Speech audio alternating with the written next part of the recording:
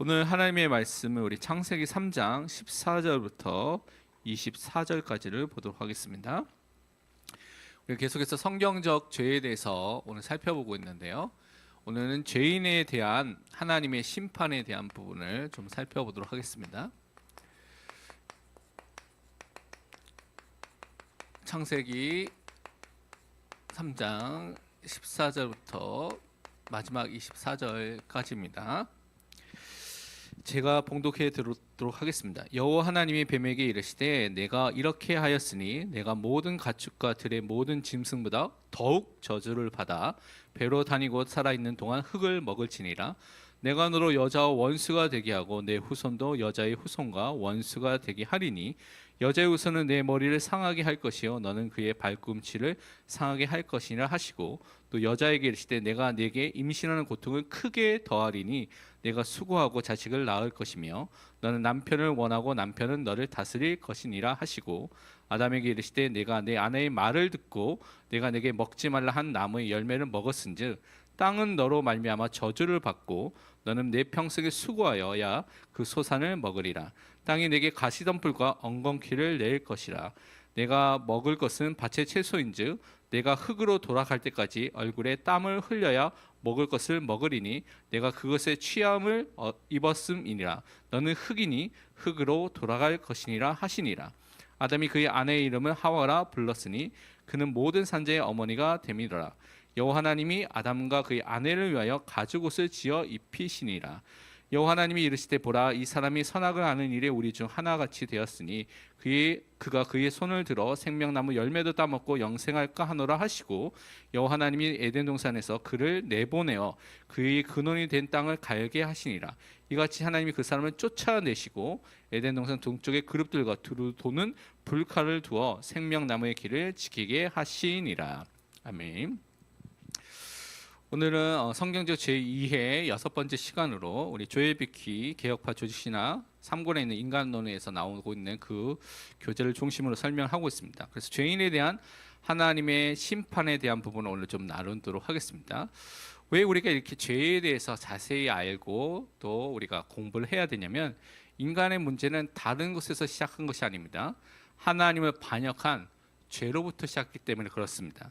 또 하나님을 불신앙 불순종한 죄 문제가 인간의 문제의 모든 것의 시작이기 때문에 죄를 어떻게 이해하느냐가 모든 구원과 우리 신앙생활의 전반에 다 영향을 주기 때문에 그렇습니다. 그래서 오늘은 그중에 죄인에 대한 하나님의 심판에 대한 부분을 살펴볼 텐데요. 먼저 하나님은 인간에게 심판하기 전에 하나님께서 사탄에게 먼저 심판을 하신 것을 오늘 살펴볼 수가 있습니다. 그런데 이 사탄에게 심판하면서 하나님께서는 최고의 저주를, 사탄을 저주하는 것을 선언하신 것을 우리가 살펴볼 수가 있습니다. 다시 한번 창세기 3장 14절을 읽어보면 이렇게 기록이 되어 있습니다. 여호와 하나님 뱀에게 이르시되 내가 이렇게 하였으니 내가 모든 가축과 들의 모든 짐승보다 더욱 저주를 받아 배로 다니고 살아있는 동안 흙을 먹을지니라. 여기에 보면 하나님께서는 이 뱀에 대해서 어떤 자비, 긍휼, 은혜를 베푸는 어떤 징조나 그런 표시는 아무것도 없다고 우리는 살펴볼 수가 있습니다.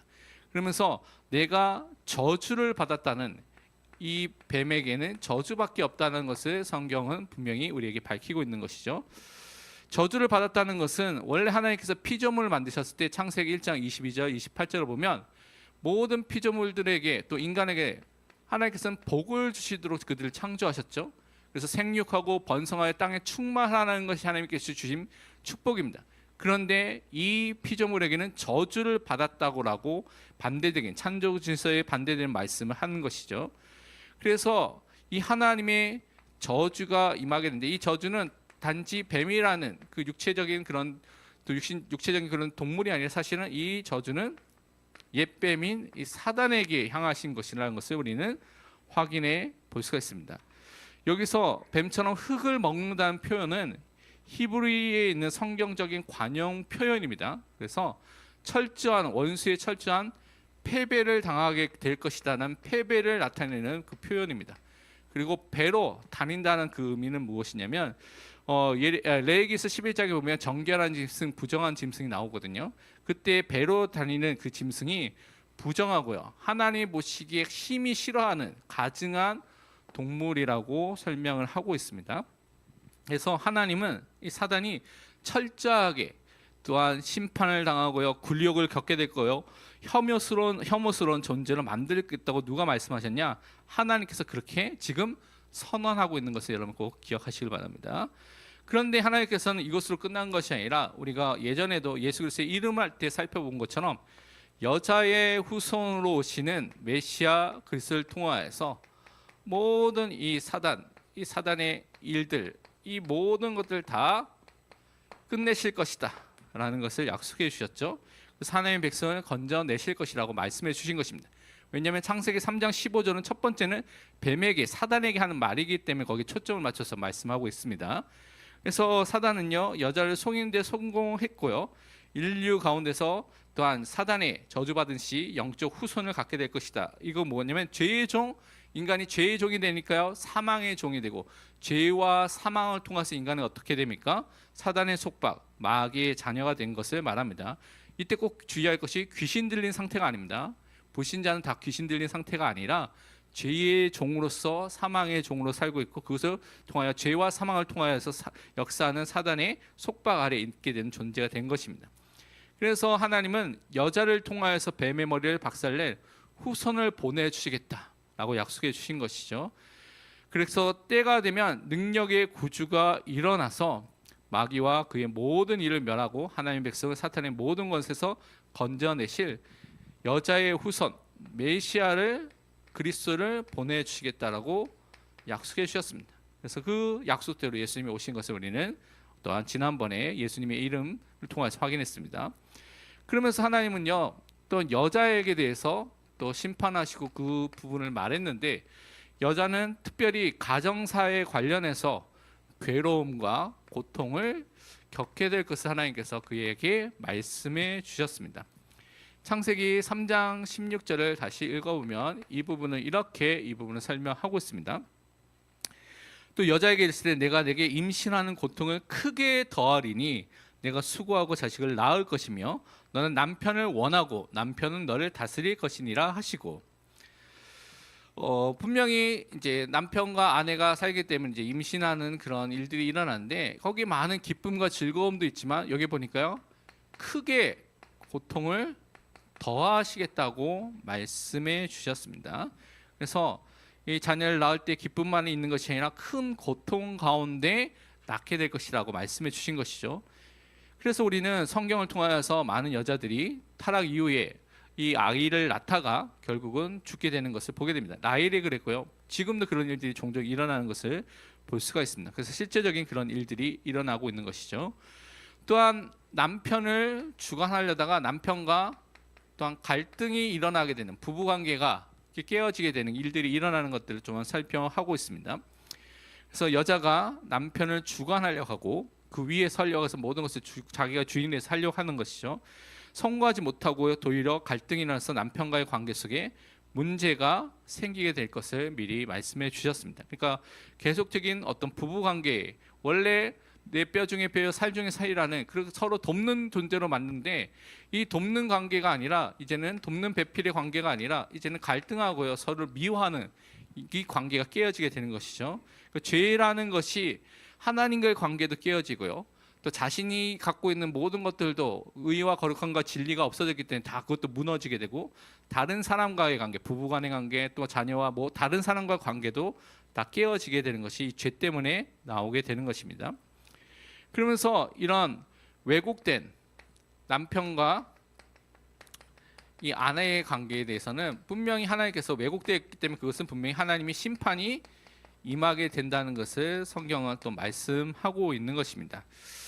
하나님께서는 가정에게 분명히 남편을 주시고 아버지를 주신 것이 그 가정의 머리로 주셨죠. 그러니까 하나님께 주신, 원래 주신 역할이 있는 것입니다. 해야 될 역할이 있도록 하나님께서 역할 차이를 암묵적으로 성경은 말하고 있습니다. 근데 하나님이 주신 남편과 아내의 이 고유한 역할들, 그 관계들이 깨어지게 되면, 이 관계가 왜 깨어지게 되면 죄 때문에 깨어지겠죠. 죄 때문에, 죄로 인한 관계와 이기심, 내가 죄의 결과로서 죄성을 통하여서 내가 주인이 되고 내가 원하는 대로 하고 싶은 마음이 이기심이죠.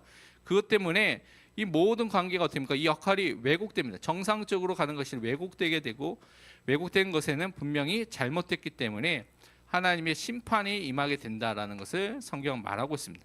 그래서 죄는 하나님의 관계, 부부간의 관계, 모든 관계를 깨뜨리기 때문에 항상 우리가 이 부분을 주의해야 되는 것입니다. 그리고 하나님은 남자에게도 분명히 심판을 하신 것을 살펴볼 수가 있습니다. 이 남자에 대한 심판은 고된 노동을 통하여서 또 수고하여야지만 살 수 있도록 만드신 것을 우리가 너무나 잘 알고 있죠. 그것을 끝나는 것이 아니라 결국 마지막에 어떻게 됩니까? 흙으로 돌아가는 죽음이라는 것이 임하게 되는 것을 말하고 있는 것입니다.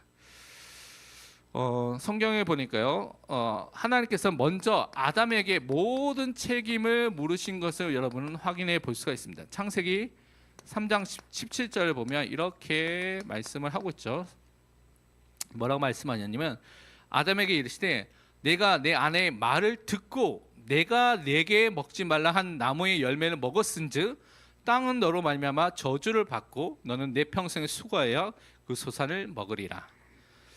하나님은요, 처음 언약을 누가 맺었습니까? 언약을 아담과 언약을 맺었습니다. 근데 이 언약 전달을 하와에게 해야 될 책임이 또 아담에게 있었던 것이죠. 근데 하와의 말을 듣고 하나님의 언약을 다 깨뜨렸기 때문에 그 언약 깨뜨린 책임이 이 아담에게 있다고 하나님께서 먼저 그 책임을 아담에게 물으셨습니다. 하나님의 명령을, 금지 명령을 위반한 책임을 아담에게 먼저 물으신 것입니다. 그러면서 하나님께서는요, 아담이 거주하고 있는 이 땅이 지금 저주를 받게 된다고 말씀한 것을 우리는 확인해 볼 수가 있습니다. 그러니까 우리 인간이 하고 있는 생업, 하고 있는 일에 대한 벌이 임하게 된 것을 말씀하고 있는 것이죠. 땅이 저주를 받아서 가시덤불, 엉겅퀴를 내게 될 것이라고 말하고 있는 것이죠.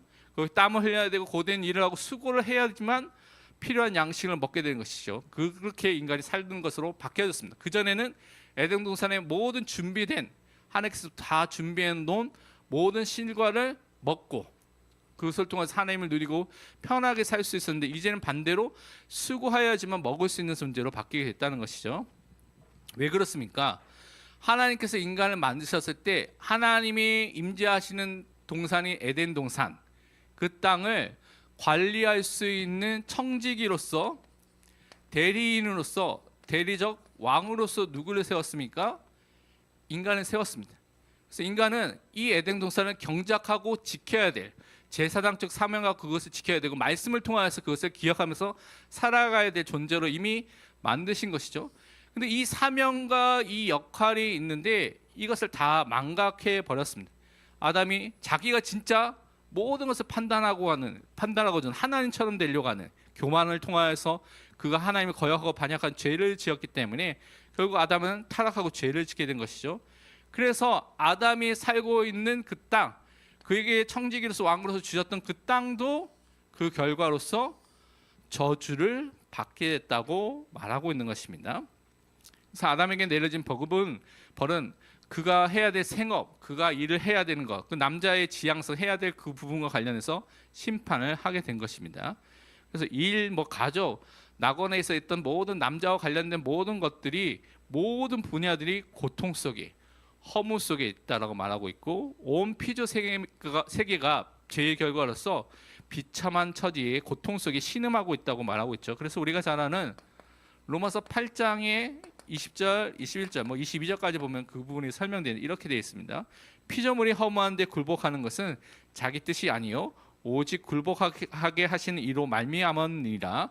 그 바라는 것은 피조물도 썩어짐의 종로를 한 데서 해방되어 하나님의 자녀들의 영광의 자유에 이르는 것이니라.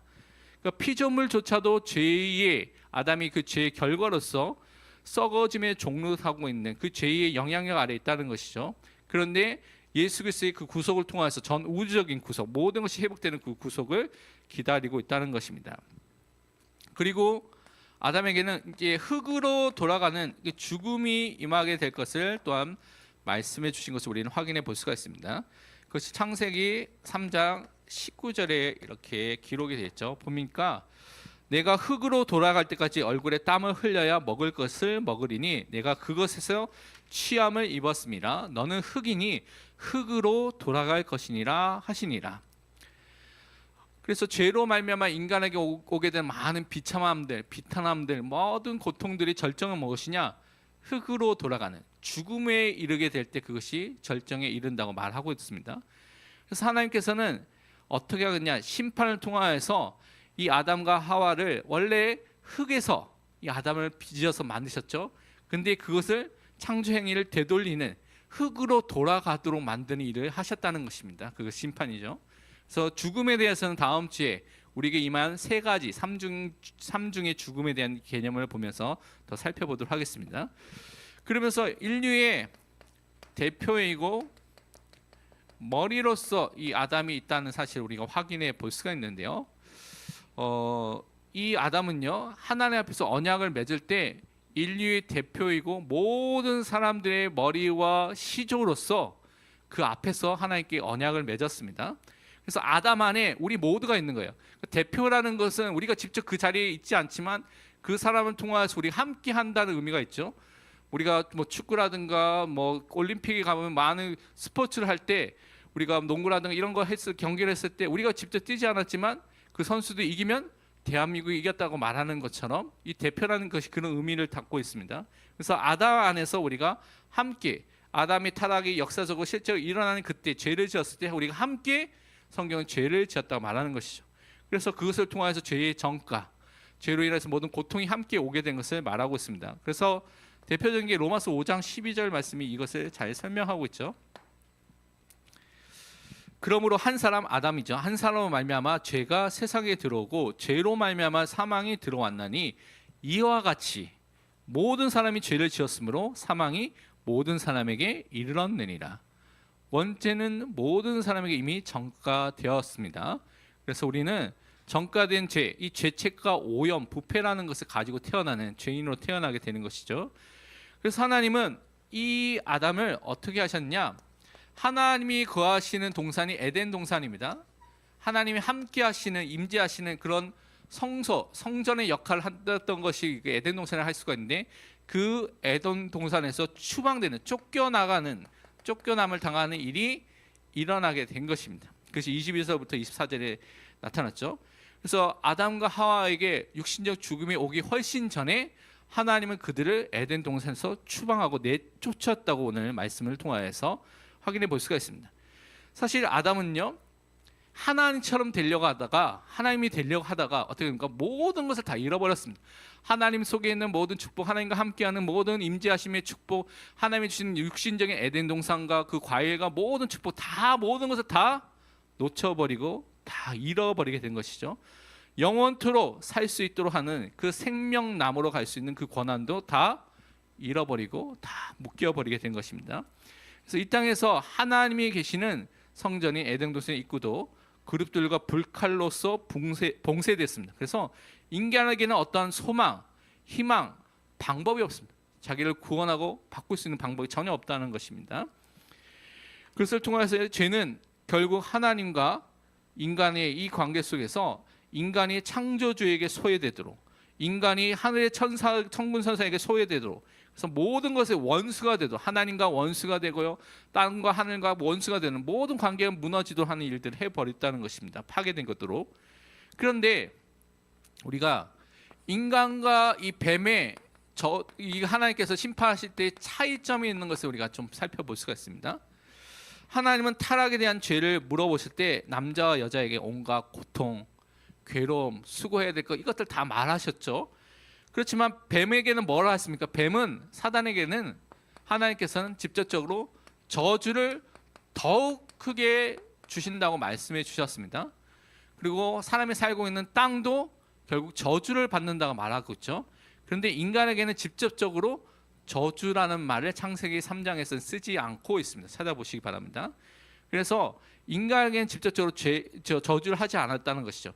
물론 죄로 인하여서 그 결과로 오게 된 죄의 저주, 율법의 저주들은 인간에게 있습니다. 그런데 하나님께서 직접적으로 지금 저주한다는 말이 창세기 3장에 나와 있지 않습니다. 다른 말로 하나님이 인류를 벌하시면서 곧바로 저주를 했으면 모든 사람이 그때 아담과 하와 그때 죽음으로써 모든 것이 끝나야 되는데 하나님께서는 그들을 당장 육신주로 죽게 하지 않으셨습니다. 이미 그때부터 하나님의 은혜가 그 현장에 임하고 있는 것을 우리는 확인해 볼 수가 있는 것이죠. 그래서 그들에게 창조 명령, 생육하고 번성하고 땅을 정복하고 다스리라는 충만하는 이 명령을 계속해서 수행할 수 있도록 일반적인 은혜를 계속해서 주셨습니다. 그래서 인류 전체에 대한 자신의 하나님의 저주를 온전히 집행하지 않으셨습니다. 만약에 집행했다면 아담과 하와로 끝나야 돼요. 여러분이 태어나지 않고 여기 우리까지 복음이 증거되지 않고 전달되지 않았을 겁니다. 끝대로 끝나면. 그런데 하나님께서는 오래 참으시고 자비하심을 통하여서 하나님께서 예정하신 사람 인류들이 회개하고요, 하나님의 신실하심의 사랑과 소망을 두도록 하셨다는 것입니다. 그래서 그 은혜 속에 우리가 살고 있는 것이죠.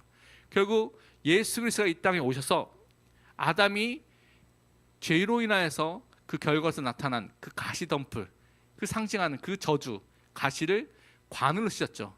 가시관을 쓰시면서 죄의 저주를 담당하시면서 우리를 대신하여 죽으셨습니다. 그 그리스도가 우리의 모든 죄로 인하게 오게 된 그 저주, 그 가시덤불, 그리고 모든 율법의 저주를 십자가에서 다 못 받고 대속의 죽음을 통해 우리를 구원해 주셨습니다. 그래서 우리는 그 은혜를 오늘도 누려야 될 줄 믿습니다. 결론으로 우리 구역군가 46가를 좀 보도록 하겠습니다. 이것은 전쟁을 승리로 이끈 감사와 찬송에 대한 이야기인데요. 역대하 20장에 있는 내용입니다. 그래서 여러분이 그것을 좀 살펴보면 알 수가 있는데, 이게 유다 왕 여호사밧 왕 때 일어난 일을 기록한 장면입니다. 그래서 우리가 찬송하는 것, 기도하는 것이 그냥 간단하게 보이고 아무것도 아닌 것처럼 보이고 아무런 변화가 지금 안 일어나는 것처럼 보일 수가 있는데, 우리 영적 호흡같이 우리를 살리고요, 변화시키고요, 그것을 통하여서 승리와 영적 부여를 누리도록 하는 중요한 영적인 역할을 하기 때문에 찬송하는 것에, 기도하는 것에 힘을 써야 되는 것입니다. 역대하 20장에 보면 유다의 여호사밧 왕이 있는데 이때 전쟁이 일어났습니다. 근데 한 나라도 상대하기 힘든데 모압, 암몬, 세일상 주민들 세 개의 지역에 연합군이 쳐들어오게 된 것이죠. 그러니까 절대절명의 위기가 오게 된 것입니다. 그때 하나님께서는 이에게 어떻게 전쟁하라, 어떻게 방비해라라고 말한 것이 아니라, 여러분 읽어보면 하나님께서는 그들에게 찬양을 하라고 말씀하셨습니다. 그래서 오늘 하나님께 온 백성이 찬양하고 기도하고 나아갈 때 승리하게 된다는 그 사실을 말씀을 통해서 좀 확인해 보도록 하겠습니다.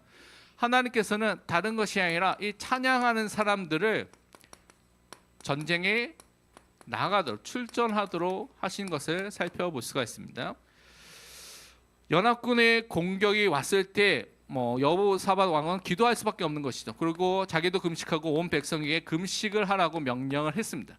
이때 레위인이었던 야하시엘을 통하여서 하나님께서 말씀을 주셨는데, 그 주신 응답이 무엇이냐면 적군을 향하여서 대열을 만들고 나가라. 그럼 우리가 군대와 어떤 방법을 통해서 어떻게 이겨야 되겠다라고 생각할 수가 있는데, 그 사람들은요 다른 것이 아니라 찬양하는 사람들이 나가는 것입니다. 그래서 여호와의 구원을, 여호와께서 너희를 구원하는 것을 이 대열을 통하여서 너희가 보게 될 것이라고 말씀해 주셨습니다. 그래서 찬양하는 사람들이 거룩한 예복을 입고요, 제일 군대의 제일 앞에 서가지고 이들이 찬양하면서 나아가고 그러면서 나아가기 시작한 것을 우리는 확인해 볼 수가 있습니다.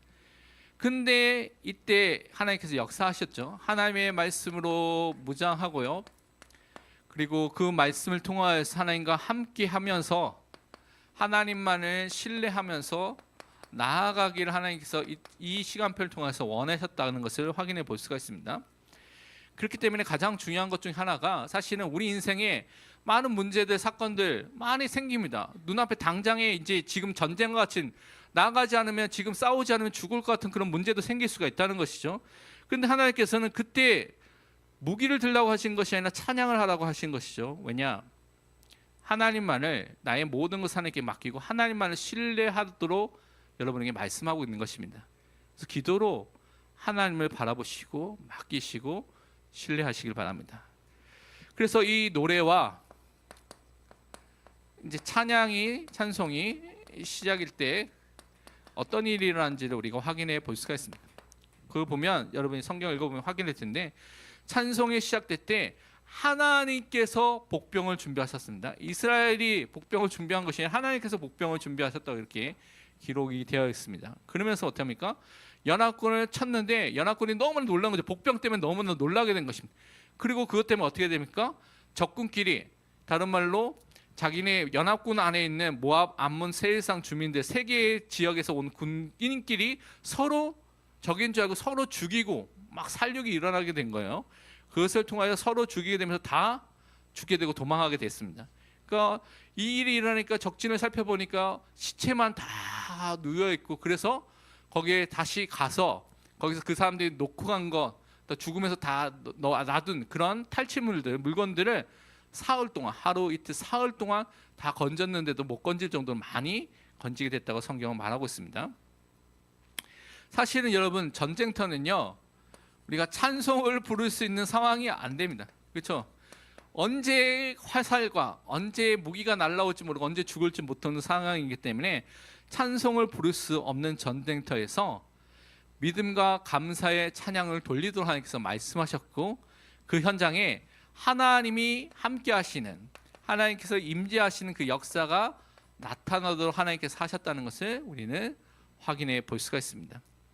그러면서 우리는 찬양이 무엇인가 했을 때 이사야서 6장 3절에서 4절 보면 이렇게 기록되어 있습니다.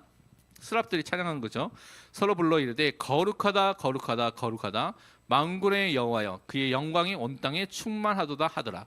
이같이 화답하는 자의 소리로 말미암아 문지방의 터가 요동하며 성전의 연기가 충만한지라. 우리가 찬송할 때요, 하나님께 영광을 돌릴 때 하나님의 임재하심이, 하나님께서 함께하심이 그 현장에 임하게 되는 것입니다. 찬송하는 성도, 찬송하는 교회는 힘이 있고 승리하게 되는 것입니다. 그래서 찬송을 회복하시길 바랍니다. 그러면서 다시 모여서 이제는 어떻게 합니까? 또 다시 하나님께 찬양과 영광을 돌리는 것을 우리는 확인해 볼 수가 있습니다. 이스라엘 민족들이 이렇게 승리한 다음에 브라가 골짜기에 모이게 됐습니다. 이 브라가 골짜기는 뜻이 살펴보니까 축복의 골짜기라는 뜻입니다. 축복의 골짜기에 모여서 하나님께 다시 영광과 찬송을 돌렸다고 여러분 성경에서 확인해 볼 수가 있습니다. 사실은 우리 삶 속에 우리가 많은 염려와 걱정과 근심할 만한 일들이 계속 끊임없이 오죠. 그래서 우리가 그런 일들도 당하기도 소식도 듣기도 합니다. 그런데 이 모든 것들을 내가 해결할 수 있는 것은 한계가 있기 때문에 기도로 하나님께 맡기는 것이 너무나 중요한 것이죠. 그러면서 하나님을 찬양하시길 바랍니다. 하나님께 영광을 돌리시기 바랍니다. 하나님이 나의 삶 속에 정말 주인과 왕과 구주가 되신다는 것을 정말 고백하시길 바랍니다. 그때 승리하는 은혜가 분명히 임하게 될 줄 믿습니다. 그래서 찬송하면 여러분의 마음속에 하나님의 주신 평화가 임하게 되고요, 분명히 여러분 삶 속에 승리할 수밖에 없는 그 담대함과 그 축복을 찬송을 통하여서 분명히 여러분에게 허락해 주실 줄 믿습니다. 그래서 나의 찬송을 회복하시길 바랍니다. 하나님께 감사와 영광을 돌리는 하나님의 자녀의 삶을 사시기를 축원드립니다.